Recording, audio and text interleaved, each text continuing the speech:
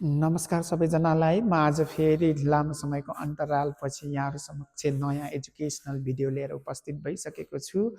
आजको क्लासमा चाहिँ मैले विशेष गरेर पोटेन्सियोमिटर भनेको के हो र त्यससँग रिलेटेड राष्ट्रिय परीक्षा बोर्डको इक्जाममा कस्ता खालका क्वेसनहरू सोध्छन् त्यो क्वेसनहरूको बारेमा इन्फर्मेसन दिन आएको छु।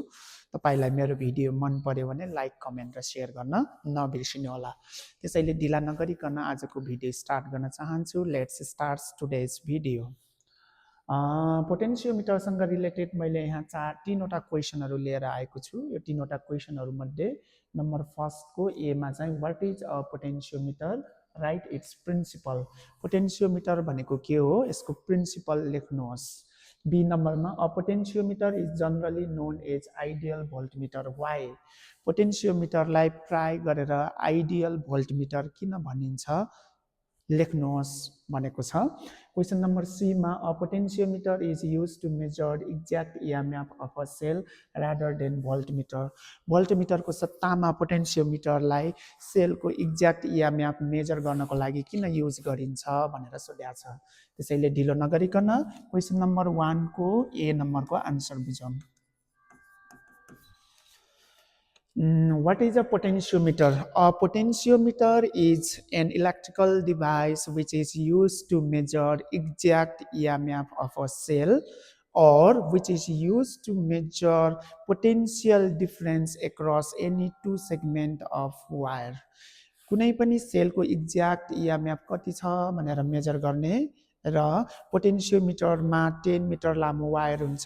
त्यो 10 मिटर लामो वायरको कुनै पनि दुईवटा सेगमेन्ट बीचको पोटेन्सियल डिफरेन्स पनि यसले नाप्ने काम गर्छ।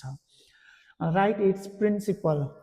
The potentiometer has its one principle. Potentiometer को आफ्नै principle हुन्छ, which states that if the uniform current flows through the wire of potentiometer, then the potential difference taken across any two segment of wire is directly proportional to length of that segment.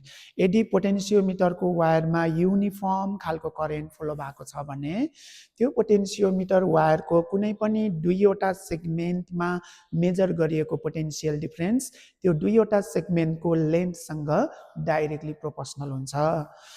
That is potential difference V is directly proportional to l. जुन दुईवटा सेगमेन्टको बीचमा potential difference ल्याइएको छ त्यही दुईवटा सेगमेन्टको लेन्थसँग directly proportional हुन्छ। प्रोपोर्सनालिटीको साइनलाई हटाउनको लागि हामीले यहाँ के भनेर कन्स्टेन्ट राख्छौं, वेयर के is known as potential gradient.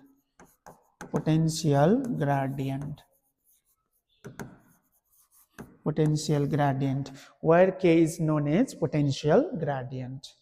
अब क्वेसन नम्बर बी मा जाम। क्वेसन नम्बर बी मा a potentiometer is generally known as ideal voltmeter. Why? यसको एन्सर चाहिँ के हो भन्दाखेरि a potentiometer works on null deflection method. पोटेन्सियोमिटरले नल डिफ्लेक्सन मेथडमा काम गर्छ, अथवा जुन बेलामा पोटेन्सियोमिटरसँग जोडिएको ग्याल्भानोमिटरले 0 करेन्ट देखाउँछ त्यो बेलाको कन्डिसनलाई नल डिफ्लेक्सन भनिन्छ। अब नल डिफ्लेक्सन मेथडमा के हुन्छ त भन्दा त्यो सर्किट भएर करेन्ट बगेको हुँदैन, अथवा करेन्टको भ्यालु 0 हुन्छ, which is similar to the property of ideal voltmeter। जुन आइडियल भोल्टमिटरमा चाहिँ रेजिस्टेन्स इन्फाइनाइट हुने भएको हुनाले त्यो इन्फाइनाइट रेजिस्टेन्सको कारणले गर्दा त्यो आइडियल भोल्टमिटरमा पनि करेन्ट बगेको हुँदैन।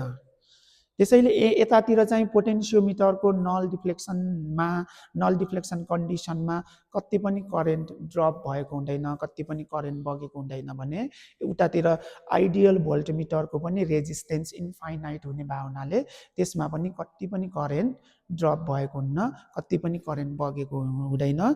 त्यसैले यी दुईटाको प्रोपर्टी सिमिलर खालको भावनाले potentiometer is generally known as ideal voltmeter. अब क्वेसन नम्बर सी मा a potentiometer is use to measure exact EMF of a cell rather than voltmeter भोल्टमिटरको सट्टामा पोटेन्सियोमिटरलाई कुनै पनि सेलको एक्ज्याक्ट इएमएफ मेजर गर्नको लागि युज गरिन्छ यसको उत्तर यस प्रकार रहेको छ a voltmeter works on deflection method भोल्टमिटरले डिफ्लेक्सन मेथडमा काम गर्छ however potentiometer works on null deflection method During null deflection method, there is no any current draw into the uh, circuit अथवा into the potentiometer while measuring EMF of a cell. Cell को EMF measure गर्ने बेलामा पोटेन्सियोमिटरले null deflection मेथडमा काम गर्छ जुन नल deflection मेथडमा कति पनि current loss हुँदैन यसरी करेन्ट कति पनि लस नहुने भावनाले उक्त डिभाइसले एक्ज्याक्ट इएमएफ नाप्न सक्छ उता भोल्टमिटरले डिफ्लेक्सन मेथडमा काम गर्छ र डिफ्लेक्सन हुनको लागि त्यसले केही एमाउन्ट अफ करेन्ट आफूभित्र लस गराउँछ केही एमाउन्ट अफ करेन्ट भोल्टमिटरले आफूभित्र लस गराउने भावनाले उक्त भोल्टमिटरले चाहिँ सेलको एक्ज्याक्ट इएमएफ मेजर गर्न सक्दैन हवस् त यस्तै खालका इम्पोर्टेन्ट क्वेसनहरूको सोल्युसन लिएर म पुनः अर्को भिडियोमा उपस्थित हुनेछु आजलाई चाहिँ म आफ्नो भिडियो यही विसर्जन गर्न चाहन्छु हवस् त thank you so much like comment and share गर्न नबिर्सिनुहोला नमस्कार